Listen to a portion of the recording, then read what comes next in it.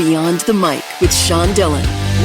We're joined on the Starline by actor, director, car enthusiast, and country music fan. His feature directorial debut is a throwback to the 1980s horror flick. Two women find themselves in an abandoned camp in the woods with a book of magical spells in Shaky Shivers. We welcome director Sung Kang. Hey, Sean. Thanks for having me. Sung, let's go beyond the mic. You once said, quote, "A lot of times you do independent films for passion because you may even lose money doing one, but it doesn't matter," unquote.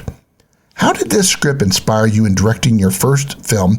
And what was the biggest challenge? Well, I was looking for a script for my director debut for a while. And I think timing really, inspired or allowed, Shaky Shivers to be my first film. Because, we shot this film during the height of the pandemic, right? And I thought initially my first film would be some coming of age drama, some sad story about, being an immigrant or something, right? But I just wanted to laugh, Sean, and the writers of Shaky Shivers, Aaron Strongoni and Andon McAllister, their ethos of why they created the script really, resonated with me. Number one, they just have this love affair for 70s and 80s, early 90s practical effect creatures in the films that we grew up on. And number two, Andy, one of the writers, had an 8 or 9-year-old daughter at the time, and he wanted to share his love affair for practical effects from these movies from his childhood, but didn't want to scare the bejesus out of her. So he created these wonderful characters that, thematically, it was something that I used as my North Star, is that, it's okay to be comfortable in your skin. It's okay to not be the most popular person in town. As long as you have one partner in crime, you're good. You're good. And I love that about the two characters, Lucy and Karen, in our film. And so, that's what inspired me to do that. And then the timing, pandemic, everyone is suffering. Everyone is in a dark place. Let's get together with some old friends and new friends and go laugh together, and live our Hollywood dream, right? So that's how it came about. How did making this film change the way you see as an actor? And is this the beginning of more directing for you? Absolutely. Shaky Shivers was also a test of is this just some phase I'm going through, right?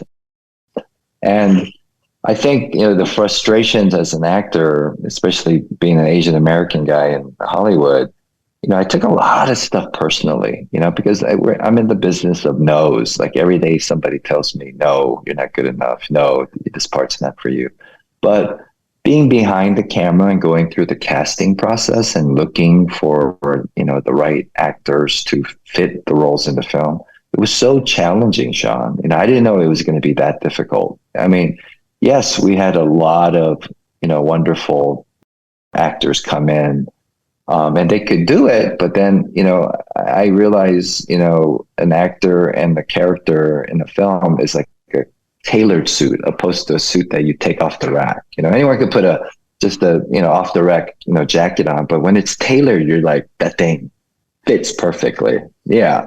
And I knew that from early on, it's we were not going to have resources to put in front of the camera. We did not have that kind of money. So I had to lean on the performances. It's really, the only thing, that could really allow this movie to work and shine. And because I realized how hard it is to actually, find the right performer for, a role, I was able to step away from it going, yeah, I shouldn't take rejection so personally. It's hard, it's hard to be told no, but it did help me, give me perspective, It fits. So, Director of Shaky Shivers, Sung Kang, joins us beyond the mic, and it's time for the Rocking Date. 8 random questions. Answer with the first thing that comes to your mind. Sung, there is no pressure. What was your first car, and do you still have it?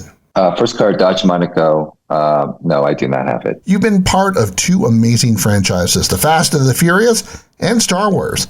What's the franchise that needs you next? Freddy Krueger. That's cool. Nightmare on Elm Street. What's the first car that is your holy grail and would do anything for? I would say the 68 Mustang Fastback from the Bullet movie. Growing up, I always wanted a fastback. Had a Mustang, but never had a fastback.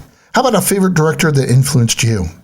Steven Spielberg, Goonies. Sung, what's the love of a dog mean to you? Oh, that's such a tough question. Everything. I mean, where are they? Deji, come here. I'm sitting here taping this interview, There they go. and my dog is right here. What's your favorite type of pizza? Hawaiian pizza. Pepperoni with, Hawaiian with the pineapple. Come here. Well, speaking of Hawaii is where you go to when you are broken and your soul needs healing. Where in Hawaii do you love to visit? I like Honolulu. Honolulu. It has Hawaii and it has enough city for me. I need a balance of both. Yeah. Sung, what's your favorite film festival? Favorite film festival? I'd say TIFF, Toronto. Yeah. We'll sneak in one more with Sung Kang beyond the mic. Which horror film did you rent on VHS the most with your friends that influenced Shaky Shivers? Oh, the most. American Werewolf in London. It's time for one big question with Sung Kang, director of Shaky Shivers Beyond the Mic. How did the SAG strike over streaming residuals resonate with you, and how has it changed the way you see your art? Oh, the residuals issue with the strike is so dear to me because, I know what it means to be able to lean on the residuals so you can qualify for your medical insurance, Sean. I mean, for SAG members to qualify and their families to qualify to get health insurance every year, you have to make I think now it's like 33,000 plus, right? And look, there's 1,600, I think, 160,000 SAG members, and only 5%. And don't quote me on the exact numbers. Make over 33,000 a year, right? So only 5% of our union makes that, and I was able to lean on the residuals, during those times where I was not working because you need that. You need that to qualify for the health insurance. And when my wife, she was sick. She had cancer, and if I did not have those residuals to help me qualify, we wouldn't have been able to get the health care for her. And I don't know where we would be now. Where she would be now. So it is so important for these residuals to stay intact. I mean, from what I heard, residuals that I would get that were $1,400 for the year, right? Because I did some guest star on a network TV show. Now maybe it's $40, right? So how are you going to maintain, right?